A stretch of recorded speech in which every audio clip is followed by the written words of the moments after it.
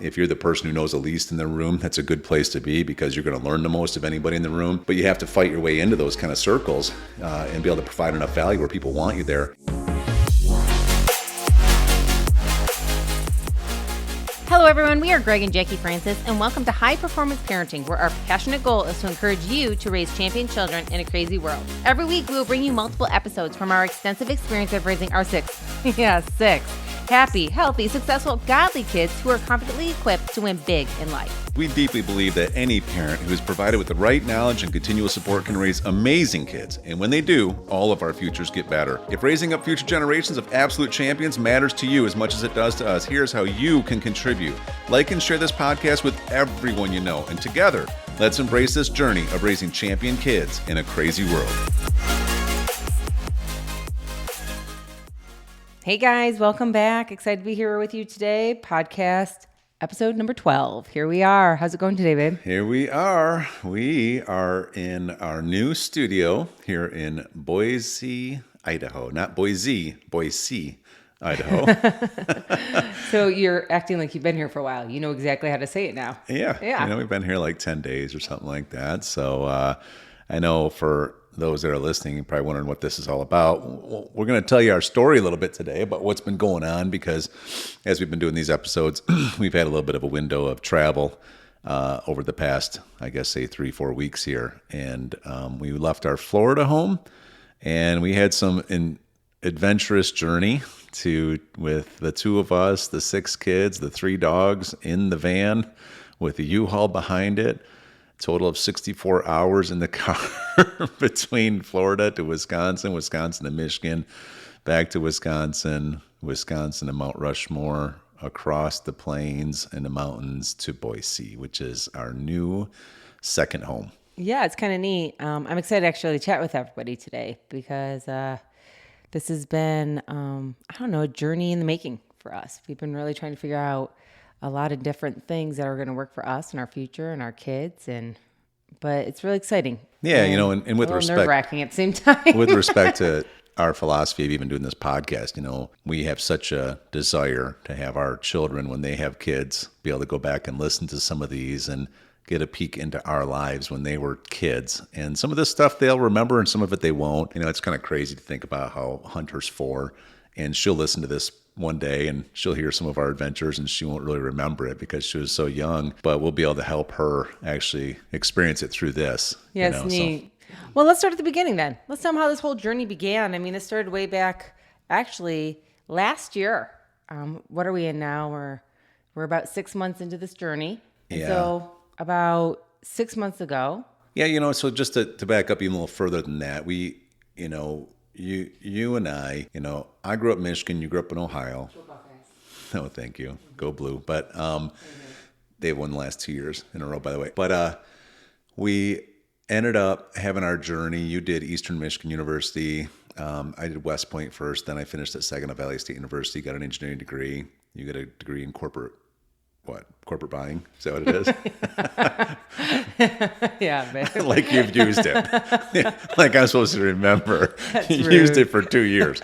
Anyways, through all that journey, I ended up going to North Carolina working for a corporation down there. Got laid off, my second layoff, my first 4 years out of school, which then the next job change brought me back up to Michigan, which I never thought I would actually go back to Michigan after living on the beach in North Carolina for a while. But it was where I had a job. And, I had some people in my life that I was taking counsel from, and they told me go find a secure, safe job. And so I moved my life up there, trusting these guys, and didn't really understand it. But God always has a plan because that's where I met you at that amazing corporation there in St. Joseph, Michigan. Yeah, which is really interesting because, again, I was from Ohio. Went to college in Michigan, and then my family kind of moved up to the Michigan area again after living in Ohio for a while. And I actually, when we met, I was in the process of moving back to where my parents were, which is closer to, Novi, Livonia area in Michigan. Not that everybody knows. I could bring out my map on my hand. On your hand. I know people make fun of us, but they're jealous. They wish they could do it. How do you do it on your hand in your state? Yeah, it's not as cool. So I was literally in the process of finding a new job, And we met at work one day. You had just moved there. I'd only been there for like maybe It's probably like a scene out of a movie, wasn't it? Where months. like, my hair was blowing back, and it's like I was walking down the beach towards you like Fabio. Is that what happened? Right down the aisle of the corporation, and I was wowed by the whole thing. You were, and you know it. Right. And yeah, speechless. I think that's Again, how, I think again, that's how Greg, just reliving it. That's exactly how Greg You saw are. it. We are 4.5 years apart, and we often joke about if we had met any earlier in life, we weren't mature enough for each other. Mostly Especially he you. wasn't. Especially you.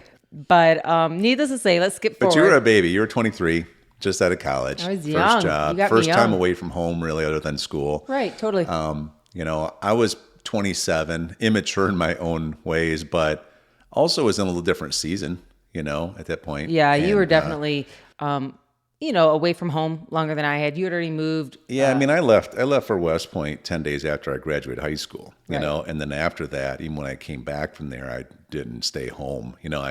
So I'd been living on my own for, already 9 years and was pretty independent. It's kind of just because of my upbringing and stuff. And so, but here I was back in St. Joseph, Michigan, and I see you, and we ended up actually just meeting and talking, and there's some funny stories there. We'll get down the road on that. Yeah. But then we ended up, once we started dating, and at that point, as you know, I was just starting my first entrepreneurial endeavor, and you had joined me in that journey. It's our first time doing anything really together or working as a team in something, and we got engaged quickly after 6 months, and married a year and a half after a year and 2 months or something after that. Right. I mean, we had worked at the corporation together on the same projects. You were the engineer, I was the corporate buyer, but it was for somebody else's dreams. It was for somebody else's goals.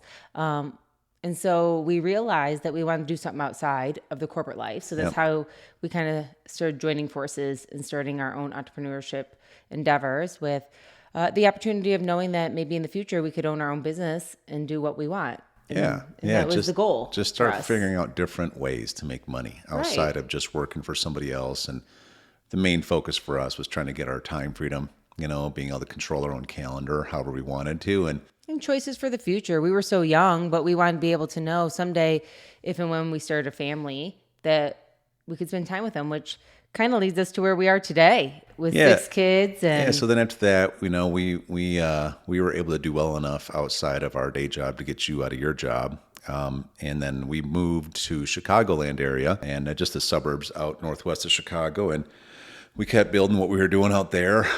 Ended up getting our first home together out there in Woodstock, Illinois, on a nice little, what do we have, about 10 acres and nice big home. And it's kind of our first dream home for us, and thought we might stay there. And then we decided to get a lake home, which we had so many fun date nights going and exploring. And it's one of our favorite things to do as a couple, is to dream build together, to go out there and experience what's out there and think about the what ifs and picture ourselves there. And instead of just thinking about what we can't have, just thinking about what we could have. And it was fun. And eventually we figured out what we'd like in a lake home. We found one. It was within an hour. It was across the border up in Wisconsin. And then we had both. And then as the kids started getting a little bit older, they all really enjoyed the lake. We decided to take our move into full time into Wisconsin, which was a leap. That's another story, probably for another episode. Oh, it was definitely. I mean, we'll get down the road someday, but I think many people can probably think back when maybe you brought home your first child, or had your first real home together as husband and wife, that it will always have a special place in your heart. And that house, our first home together, I mean, it was the first house I had ever purchased. You had purchased a home before and kind of did a reno in it. But this was our first home together, and my first home ever that I had purchased with you.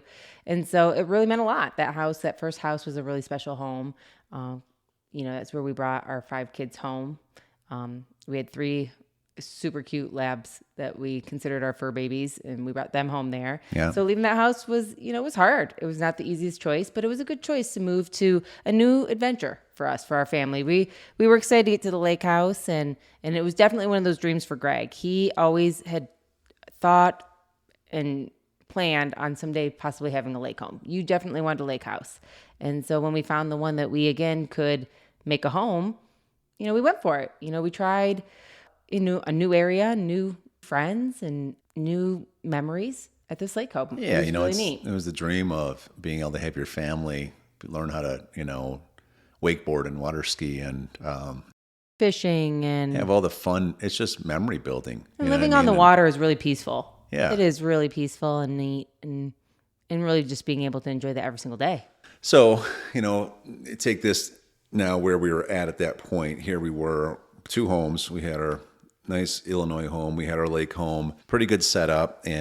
But we had a little bit of like anxiousness about like what's next in our life. And, we're very purposeful people. So we're always trying to chase things that have purpose. And we were at a point where we'd accomplished some dreams, but didn't necessarily have that drive for the purpose going. And that was right around the time that I started a couple of new relationships through some friends and through some of these adventure trips that I was on. I did Machu Picchu one year with some really great Christian people. And through that, the next year, I went on a Grand Canyon rafting trip where we rafted through the rapids and floated down the middle of the Grand Canyon and the Colorado River for 6 days and just really got to unplug. And one of the guys that was there, name is Colin. We ended up just really hitting it off. Very similar, like-minded kind of guys. He's a business guy too, and just a high achiever, very competitive, but just a cool guy. You could tell he's a team guy. I'm a team guy, and we just hit it off. We stayed in touch over time. We got to know each other better. I realized he's doing some really cool things in ministry and has a organization called Pathfinders where he really connects Christian business people and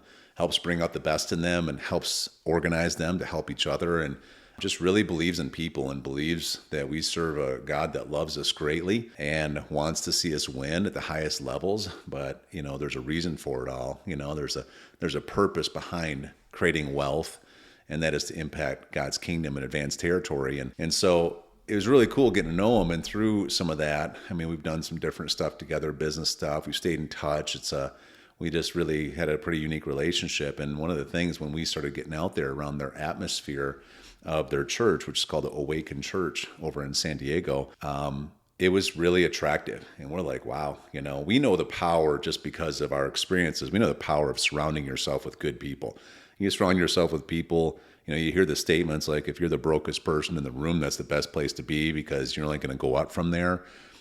If you're the person who knows the least in the room, that's a good place to be because you're going to learn the most of anybody in the room. But you have to fight your way into those kind of circles and be able to provide enough value where people want you there. And we were trying to start to do that. I exposed you to some of these guys and gals, and you felt the same way, correct? And that was a season where we're like, man, well, this church seems like it's got a lot of our kind of people, and we were struggling for a long time to try to find a church that we felt like we fit into, felt like really was in alignment with what we read in the Word, and they had it. And so I don't know if you remember that season, but we are like really thinking maybe we should pick up our life, sell our Woodstock, Illinois home, sell our other home in Wisconsin, and actually move to San Diego, on faith. Remember that?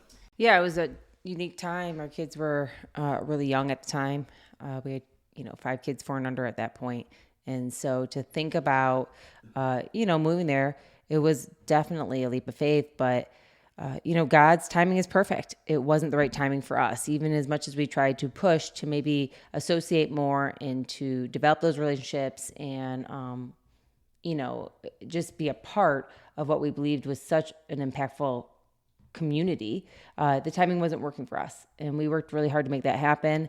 It didn't work out. And so, we kind of went into a period where we knew it was just time for us to kind of sow into our own family and into ourselves, keep those relationships going. I want to share the God story part of this because I think it matters. And, I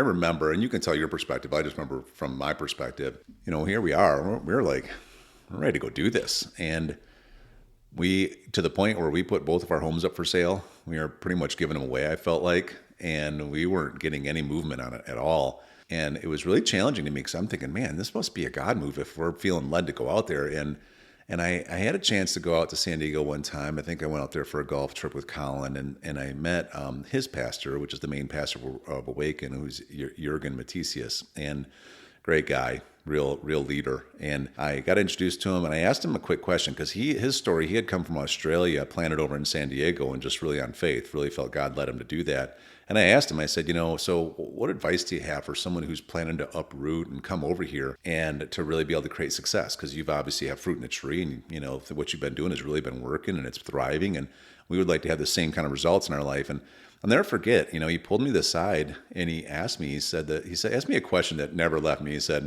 He said, let me ask you this. He said, do you really believe that God has told you to come here? Do you really feel that he's told you to come here? And I'm just kind of like, no, I don't know, but I want to. I think my wife wants to. Isn't that enough? And he said, you might want to get in prayer, because if God really wants you to come here, it's going to succeed. It's going to work out. It's going to happen. Okay. And I remember for me personally, I took that to heart and I went back and got pretty prayerful about it. And for me, I really felt like from a lot of prayer that God was kind of pushing me to be like, you guys should move to your lake house.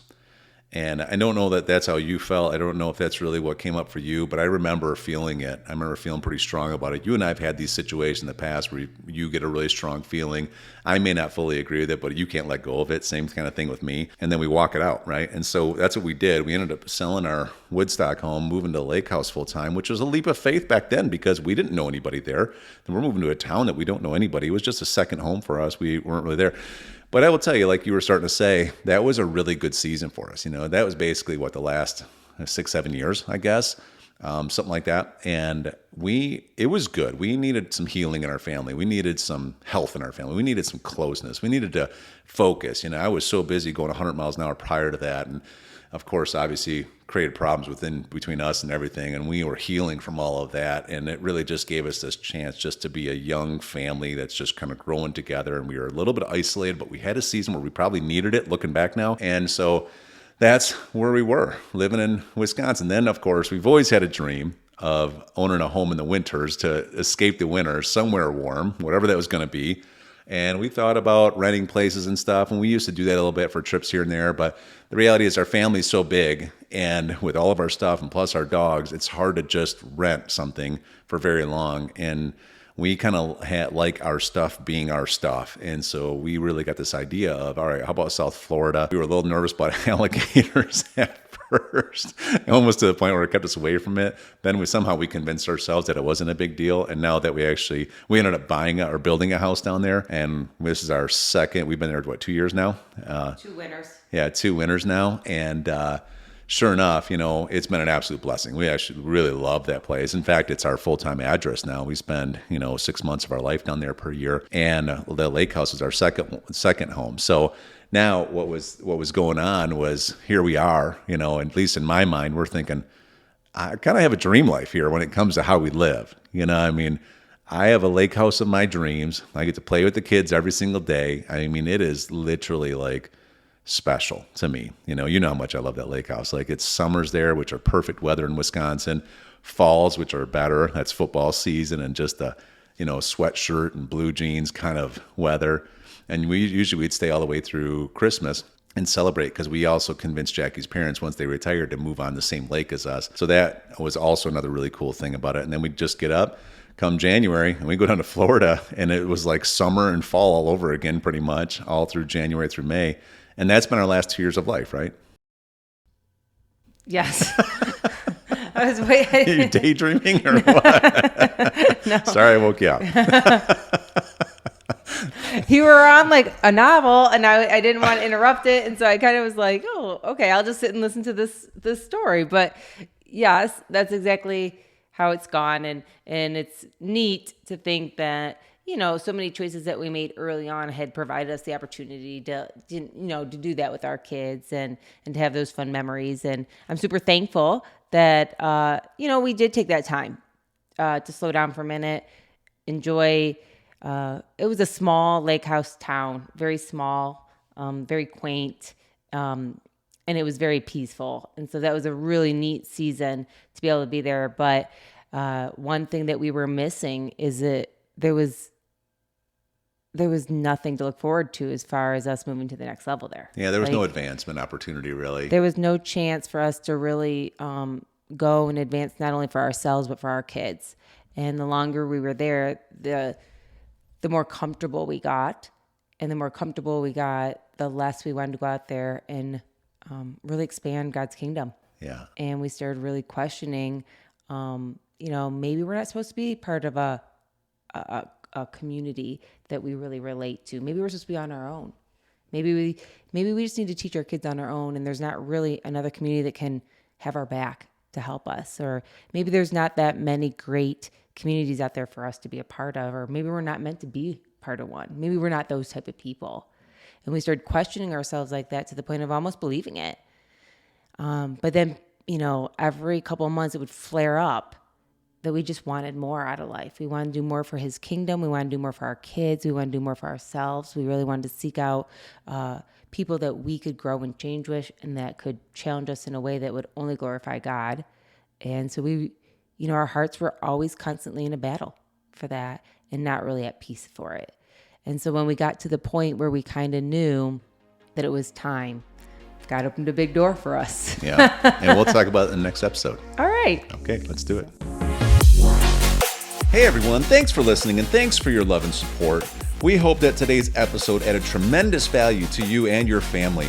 It would mean so much to us if you would partner with us on our mission of helping parents around the globe raise champion children in this crazy world. To do so, simply take a moment to like and share this podcast with everyone in your network. And we have great news. You get more of us. You can expect new episodes every Monday, Wednesday, and Friday mornings. So be sure to consistently tune in with us and enjoy our show. See you next time.